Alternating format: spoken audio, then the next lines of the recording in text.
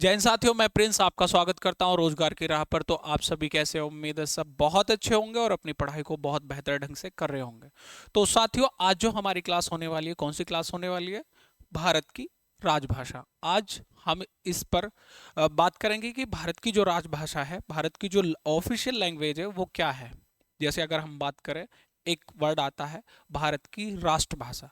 तो भारत की कोई राष्ट्रभाषा नहीं है, भारत की क्या है? भारत की है राजभाषा। राजभाषा क्या है? वो है हिंदी।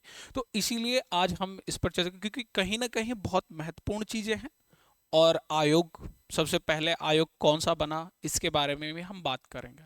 और कहीं ना कहीं क्वेश्चंस पूछे जाते हैं, इंपॉर्टेंट चीज है, तो आप लोग नोट करिए और अपने नोट हमेशा प्यारे प्यारे नोट बनाइए बहुत अच्छे से, ताकि आपको रिवाइज करने में हमेशा आसानी हो। तो साथियों, चलते हैं हम क्लास की तरफ। तो हमारा क्या टॉपिक है आज? भारत की राजभाषा। सबसे पहले हम बात करते हैं भारत की राजभाषा।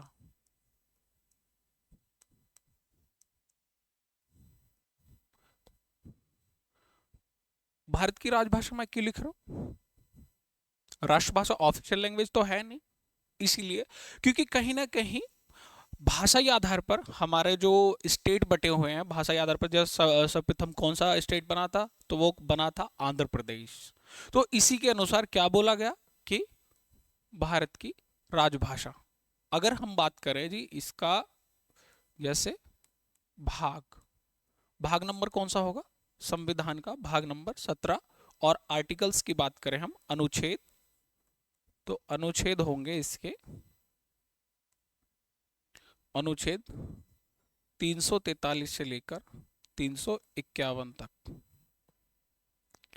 351 तक इसके आर्टिकल आ जाते हैं। महत्वपूर्ण चीज़ें इसलिए भी हो जाती है क्योंकि कहीं ना कहीं हिंदी का टॉपिक है, लेकिन संविधान में हमारा उल्लेखित है, तो संविधान में उल्लेखित होने के अनुसार ये चीज़ें हमारी होनी चाहिए आपको कि हाँ, किस चीज़ का उल्लेख, जो ये संविधान से रिलेटेड हो गया, तो आपके लिए मैं आपको इसको, जो इसमें संविधान में पढ़ा रहा हूँ, इसलिए मैं आपको ये चीज़ें बताऊंगा कि हाँ, जो जो आपके अनुसार इंपॉर्टेंट चीज़ें।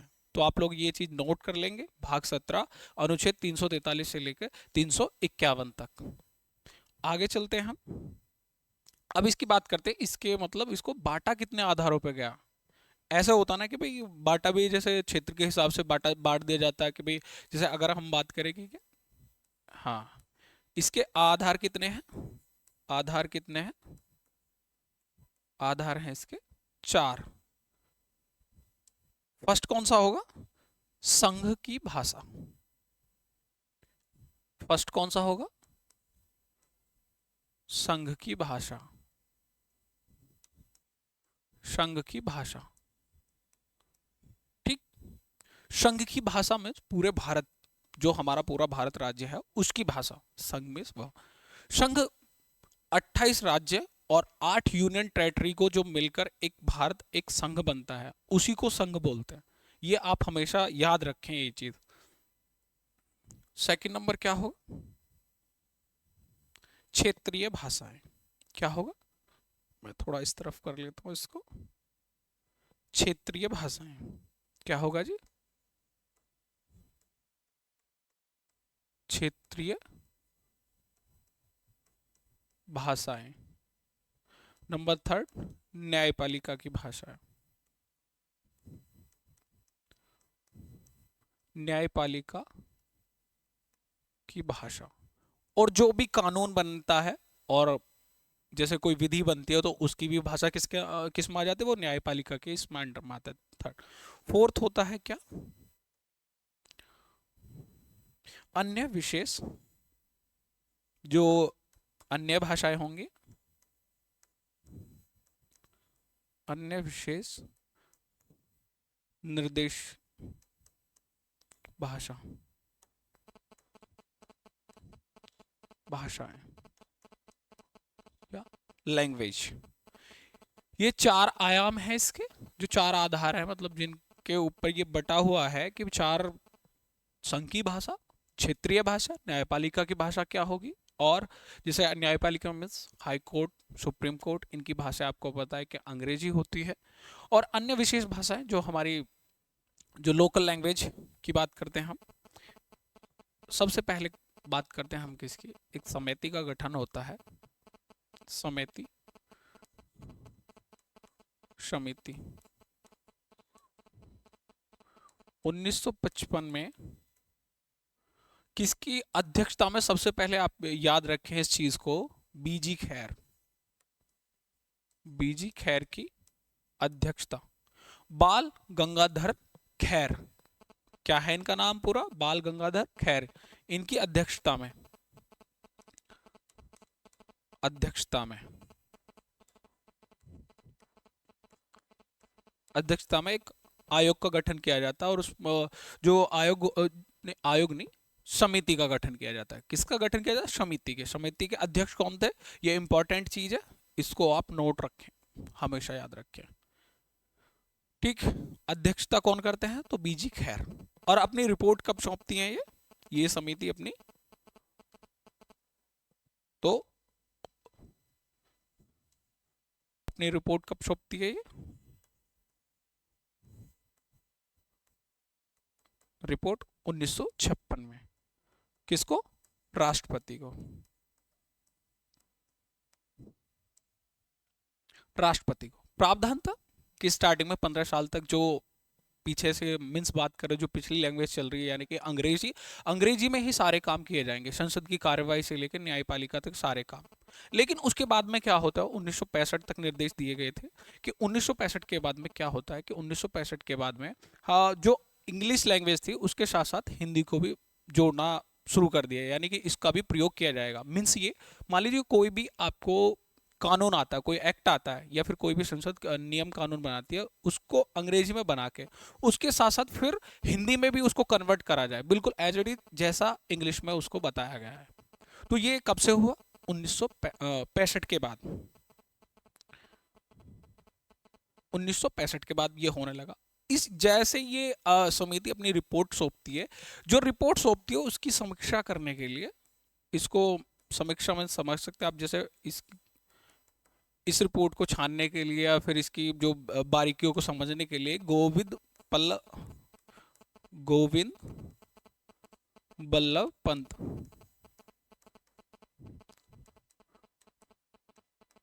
पंत जी के द्वारा एक समिति होती है, उसके ये अध्यक्ष होते हैं, उस समिति के अध्यक्ष होते हैं, और इसकी समीक्षा करते हैं, किसकी, जो ये समिति देती है, बीजी खैर की अध्यक्षता में जो समिति, उसने जो अपनी रिपोर्ट सौंपी थी कि क्या चीज इसमें सही है, क्या इसमें गलत है, किसके द्वारा बनाई गई थी, तो राष्ट्रपति के द्वारा। और आप मुझे बताएंगे कमेंट करके, गोविंद बल्लभ पंत जी ये सीएम थे, ये कहाँ के सीएम थे, आप मुझे जरूर बताएंगे उत्तर। ठीक है, उसके बाद में हम बात करते हैं जी, संसद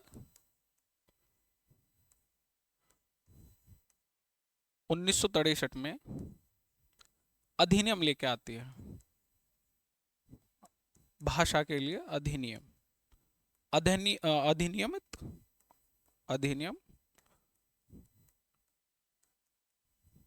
अधिनियमित किया गया। 1963 में, आप लोग ये याद रखेंगे, 1963 अधिनियम लेकर आए भाषा के लिए। संसद की कार्रवाई मैंने आपको बताया कि 1965 तक अंग्रेजी भाषा में की जाती, लेकिन उसके बाद में अधिनियम किया गया कि हाँ, एक्ट आया कि इसके बाद में अब हिंदी का भी प्रयोग किया जाना लगा। मैं यहाँ पर लिख देता हूँ आपके लिए, 19 संसद की कार्रवाई,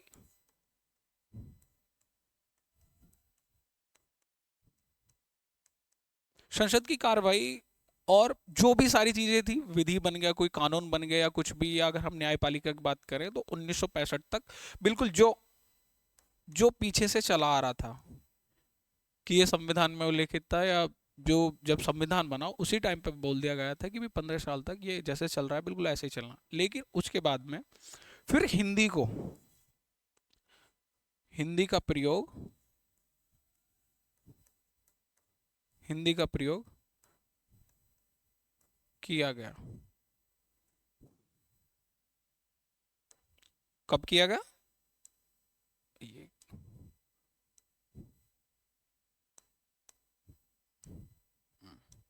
हिंदी का प्रयोग किया जा गया। कब? 1965 के बाद में। इसके बाद में किया जाने लगा। और इसके बाद में क्या क्या लिखा, क्या बोला गया? 1967 के बाद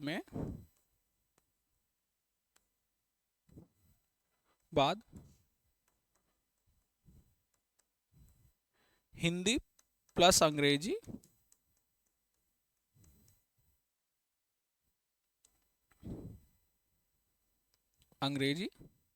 अनिवार्य कर दिया गया।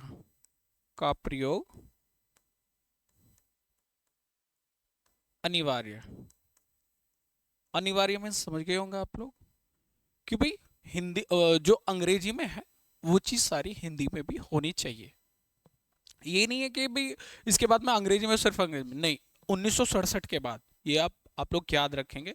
1965 में बोला गया कि हिंदी का प्रयोग किया जाना चाहिए, लेकिन यहाँ इसके बाद में क्या बोला जाता है 1967 में कि हिंदी जो अंग्रेजी के साथ साथ हिंदी का प्रयोग अनिवार्य कर दिया गया।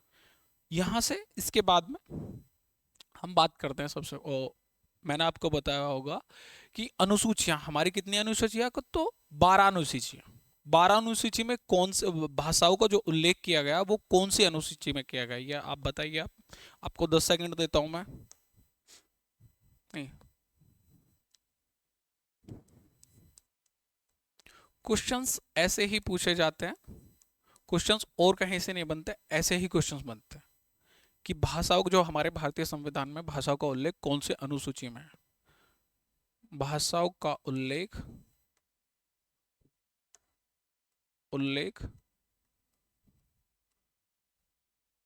कौन सी अनुसूची में है?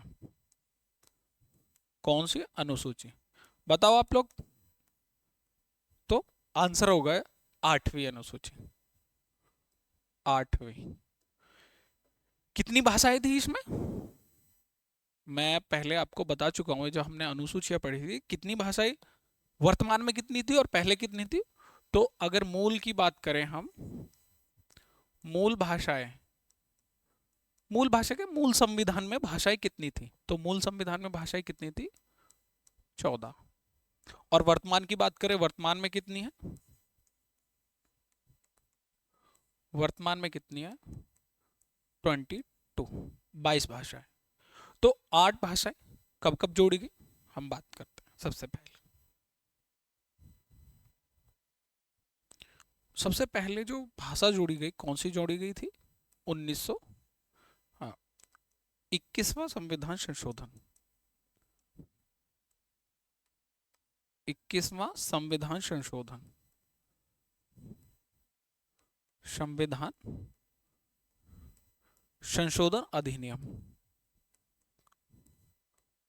1967 को कौन सी जोड़ी गई थी? तो सिंधी भाषा जी, सिंधी भाषा। सिंधी भाषा को जोड़ा गया। इंपॉर्टेंट चीज है, याद रखेंगे, कई बार क्वेश्चंस पूछे गए हैं सिंधी भाषा को। उसके बाद में आते हैं 71वां संविधान संशोधन। कितनी होगी? 14 और 1 15। इसके बाद में कौन सा संविधान संशोधन आता है? 71वां संविधान संशोधन।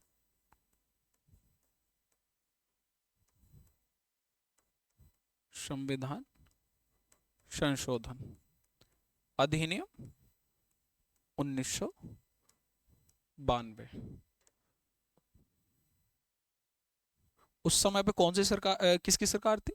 तो पीवी नरसिम्हा, जो हमारे पीएम थे, पीवी नरसिम्हा राव। कौन कौन सी भाषाएं थी उस समय पे? नमक। नमक से हम लोग याद रखते हैं कि भाई नमक नमक करके ऐसे याद रहेंगे। नेपाली,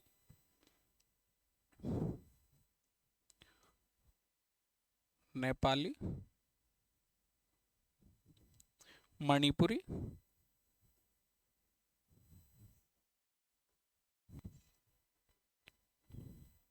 और कोंकणी।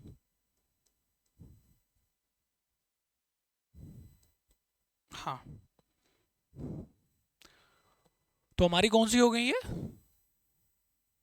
वर्तमान समय में? 22। कितनी होगी? सिंधी भाषा। फिर 71वां संविधान संशोधन द्वारा जोड़ी गई कौन सी थी? नेपाली, मणिपुरी और कोंकणी।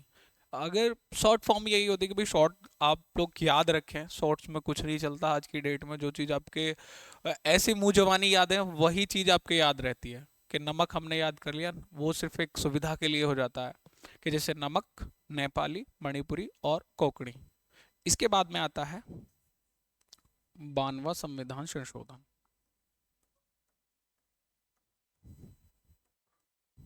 संविधान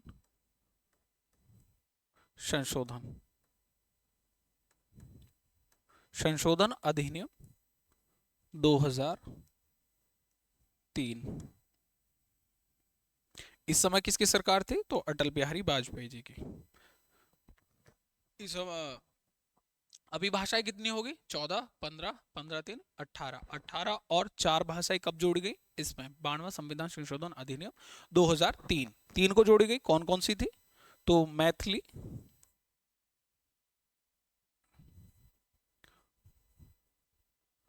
मैथिली, और कभी कभी सुविधा के लिए भी बोल देते हैं महेंद्र सिंह धोनी का बल्ला। क्या बोलते हैं याद करने के लिए? महेंद्र सिंह धोनी का बल्ला। मैथिली, सिंह, सिंह से क्या आ जाएगी? संथाली। महेंद्र, दो चीजें हो चुकी हैं हमारी, दो भाषाएं हो चुकी हैं, एक महेंद्र सिंह, और अब आएगा धोनी। धोनी से कौन सी आएगी? डोंगरी, डोंगरी भाषा। और बी से, बी से आप लोग गैस करो, 2 सेकंड देता हूं मैं आपको। बी से क्या आएगी? बोडो, बोडो भाषा। तो कितनी होगी? 15, 15 3 18, 18 और 4 22। तो वर्तमान समय में कितनी भाषाएं? तो 22 भाषाएं। आप लोग याद रखेंगे, नोट भी करते रहिए साथ के साथ। इंपॉर्टेंट चीजें हैं, आपको कई जी की सुविधा देंगी कंपटीशन में। कई सारी चीज़ में यूपीएसआई उसमें बहुत अच्छे से पूछी जाती है कि भाषा आयोग के बारे में बताइए, कि सारी चीज़ बताइए। तो ये चीज़ आप लोग नोट करके रखेंगे। नोट करने से सिर्फ भाई सबसे ज़्यादा महत्वपूर्ण यही होता है हमारे लिए कि हम बहुत आसानी से याद कर लेते हैं। पीडीएफ वगैरह ये सारी चीज़ें जितनी भी होती है कि भाई हमें भैया पीडीएफ चाहिए, ये इससे पढ़ लेंगे उससे पढ़ लेंगे। सबसे बेहतर है कि आप अपना बैठ के नोट करते रहिए हर चीज़। पीडीएफ से, पीडीएफ मैं कैसी बनाता हूँ, आप मेरी पीडीएफ पढ़ेंगे तो उसमें क्या लिखा है, कैसे लिखा, वो सब जो मैंने लिखी है मेरे लिए आसान होगी बनानी पीडीएफ। आप लिख, आपके लिए नहीं होगी। इसलिए हमेशा मैं ये कहता हूँ कि पीडीएफ ना पढ़ के हमेशा अपने नोट्स बनाइए और नोट करते रहिए, उन्हीं को पढ़िए, रिवाइज करिए। आपको कभी फिर दोबारा, आपको ऐसा है नहीं कि आप एक बार कोर्स कंप्लीट करें तो दोबारा इसकी आवश्यकता पड़े, सिर्फ अपने नोट्स को रिवाइज करते रहिए हमेशा। इसके बाद में हम बात कर लेते हैं जी आर्टिकल्स की। आर्टिकल्स कहाँ से कहाँ तक है? तो हमने बात करी आर्टिकल 343 से लेकर 351 तक है। कहाँ से? तो आर्टिकल 343 में क्या बोला गया है? भारत की राजभाषा। आर्टिकल 343, संघ की राजभाषा। जी, भारत की राजभाषा बोलो। राष्ट्रभाषा नहीं बोल सकते, राष्ट्र की हमारी की कोई भाषा नहीं है, कोई ऑफिशियल लैंग्वेज नहीं है, इसलिए हम क्या बोलते हैं? संघ की राजभाषा। एक राज्य की भाषा होती है। जैसे अगर हम बात करते हैं जैसे उत्तर प्रदेश की, उत्तर प्रदेश की राजभाषा क्या है? तो वो हिंदी है।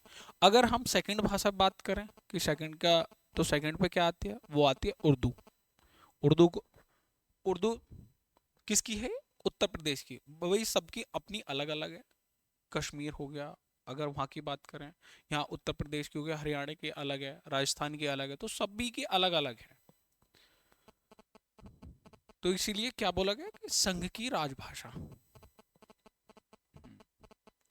तो 43 में क्या होगा? 343 में संघ की राजभाषा। उसके बाद में आर्टिकल जो इंपॉर्टेंट है वही मैं आपको लिखवाऊंगा। 348, 348 में क्या बताया गया? सुप्रीम कोर्ट और हाई कोर्ट की भाषा। सुप्रीम कोर्ट व हाई कोर्ट की भाषा। सुप्रीम कोर्ट हाई कोर्ट की भाषा कौन सी होगी? तो भाषा कौन सी होगी? तो अंग्रेजी भाषा होगी। कि भाई इसकी कभी भी अगर कोई, मान लीजिए इसका निर्णय आता है, कुछ भी आता है, तो वो किस में आएगा, हमेशा इंग्लिश में आएगा। कन्वर्टेड चीज़ें होंगी कि हाँ हिंदी में उसके बाद में कन्वर्ट किया जाता है, हिंदी में भी आता है। 1967 के बाद में हिंदी का भी प्रयोग बिल्कुल एज इट इज जैसे इंग्लिश में आएगा ऐसे ही हिंदी में लिखा था, लेकिन जो ऑफिशियल चीज़ आएगी वो अंग्रेजी में आएगी उसकी। तो ये चीज़ें आपको पता होनी चाहिए। हम बात कर दें किसकी जी, आर्टिकल 350 की। आर्टिकल 350, जैसे हम बात करते हैं किसकी, शिकायत।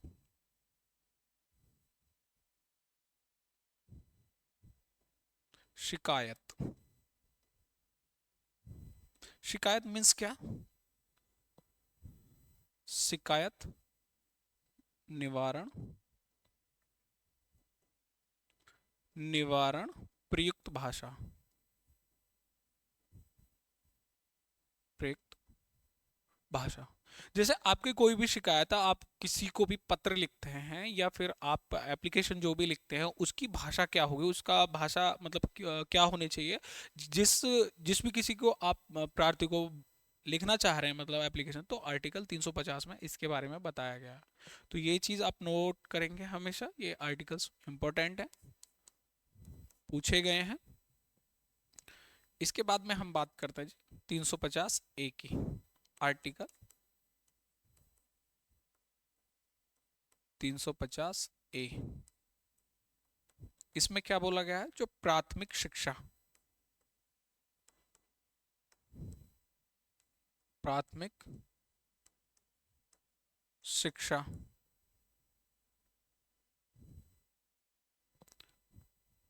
प्राथमिक शिक्षा जो मातृभाषा में होगी, मातृभाषा, मातृभाषा। अच्छा मुझे आप लोग ये भी कमेंट करके बताइए कि मातृभाषा दिवस कब मनाया जाता है। मैं देखूंगा, जरूर चेक करूंगा कमेंट, किन किन लोगों ने, कि उसकी नॉलेज कितनी अच्छी है। मातृभाषा दिवस बताइएगा।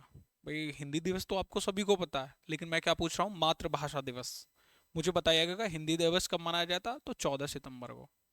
और क्यों मनाया जाता है, क्योंकि 14 सितंबर 1949 को ये इसको संविधान द्वारा अडोप्ट मतलब अपनाया गया था, तभी से इसको 14 सितंबर मतलब मनाया जाता है। 14 सितंबर इसलिए मनाया जाता है।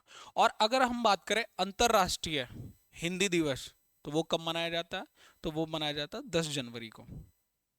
मातृभाषा जो शिक्षा दी जाएगी वो मातृभाषा में दी जाएगी, जिसकी भी जहाँ जो भी राज्य है उसकी जो मातृभाषा होगी उसके अंदर। और आर्टिकल 351, इसमें क्या है, हिंदी भाषा के लिए, हिंदी हिंदी भाषा के विकास के लिए, विकास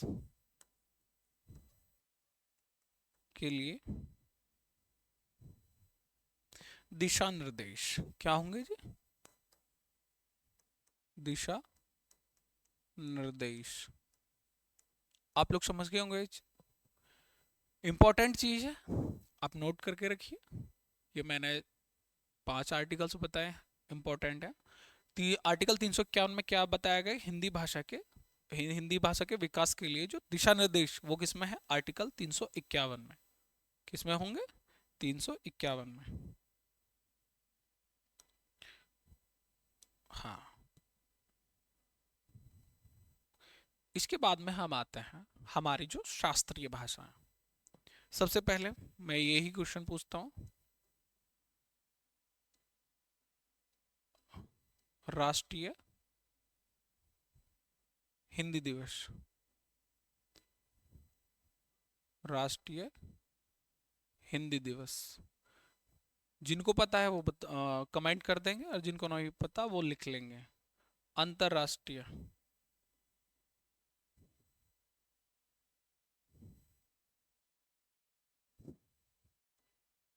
अंतरराष्ट्रीय हिंदी दिवस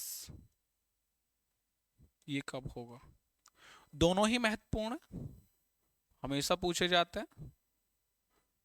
आपको मैं देता हूँ 5 सेकंड का समय, बताइए आप लोग कि क्या होगा इनका आंसर बताएं आप लोग। ये होगा 14 सितंबर। 14 सितंबर को राष्ट्रीय हिंदी दिवस, और ये होता है 10 जनवरी।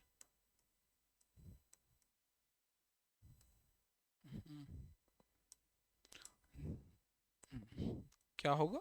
10 जनवरी। 10 जनवरी अंतर्राष्ट्रीय दिवस। और मैंने आपको क्वेश्चन दिया है, क्या दिया है कि मातृभाषा दिवस कब मनाया जाता है, वो आप मुझे कमेंट करके बताइएगा। अगर आपसे नहीं पता या किसी को नहीं पता चलता तो मैं उसमें मैसेज डाल दूंगा, मैं पिन कर दूंगा कि भाई इस दिन मातृभाषा दिवस मनाया जाता है। अब बात करते हैं हम शास्त्रीय भाषाओं की।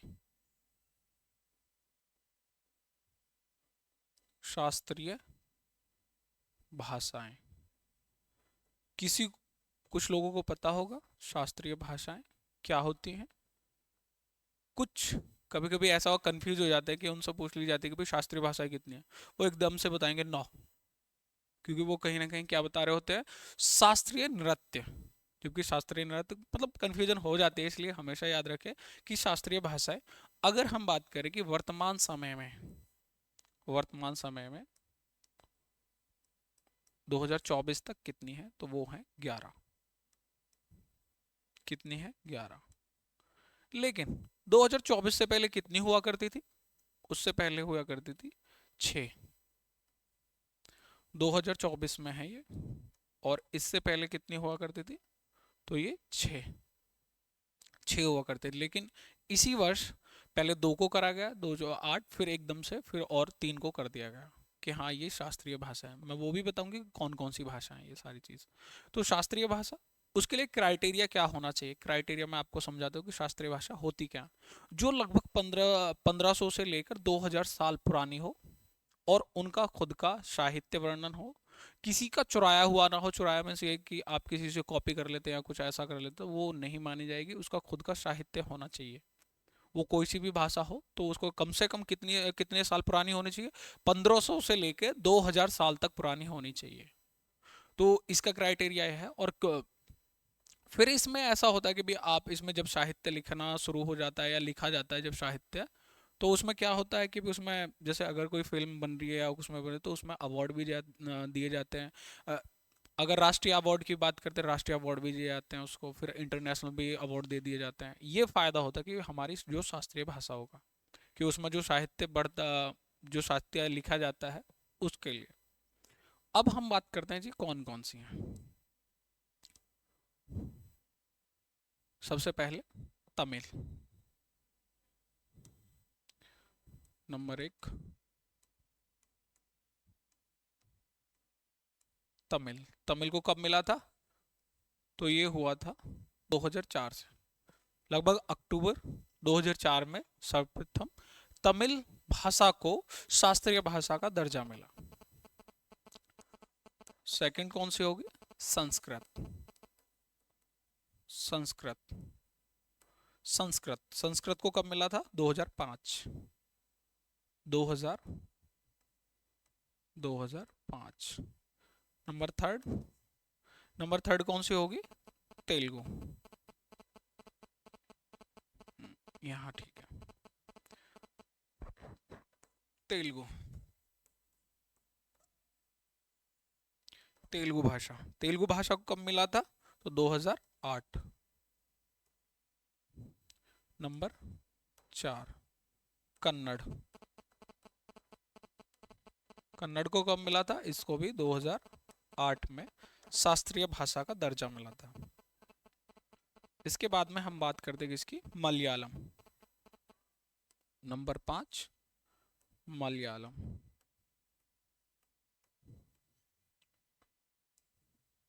मलयालम, इसको कब मिला था? तो 2013। 2013। इसके बाद में हम बात करते हैं किसकी? ओडिया भाषा।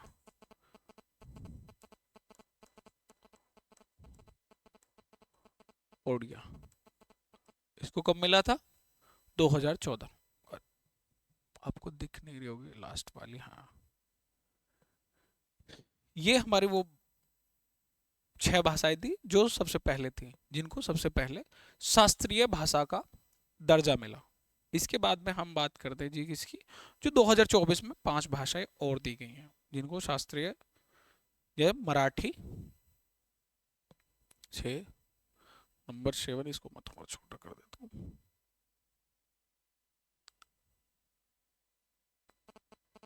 हाँ, नंबर 7 पे कौन सा आएगा, नंबर 7। नंबर 7 पे क्या होगा यहाँ, मराठी,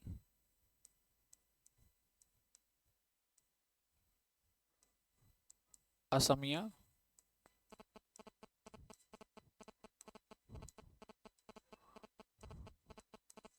नंबर 9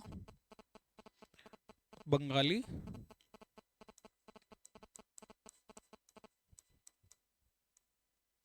नंबर 10 प्राकृत, प्राकृत, नंबर 11 ये कौन सी होगी, पाली। हाँ, पाली भाषा कितनी होगी टोटल, टोटल होगी। और इनको कब मिला था, इनको दर्जा कब मिला, 2024 में इनको शास्त्रीय भाषा का दर्जा मिला। तमिल, संस्कृत, तेलुगु, कन्नड़, मलयालम, उड़िया, मराठी, असमिया, बंगाली और प्राकृत और पाली, ये टोटल कितनी लैंग्वेज होगी, 11। 11 भाषाओं को क्या मिला है, तो शास्त्रीय भाषा का दर्जा मिला है। कब मिला, 2024 में मिला। तो आप लोग ये सारी चीज़ें याद रखें कि अभी वर्तमान समय में कितनी शास्त्रीय भाषा है, तो हमारी 11 शास्त्रीय भाषाएं। आई होप आपको क्लास पसंद आई होगी। तो क्लास हमेशा मैं लास्ट में बोलता हूँ, क्लास को लाइक शेयर एंड सब्सक्राइब ज़रूर करें, और अपने जो छोटे बड़े बहन भाई उनको हमेशा शेयर करें, ताकि वो भी अपनी अच्छी बेहतर तैयारी कर सकें। और कोई भी चीज़ अगर रह जाती है तो आप मुझे कमेंट करके बता सकते हैं। मिलते हैं कल नेक्स्ट क्लास में। धन्यवाद।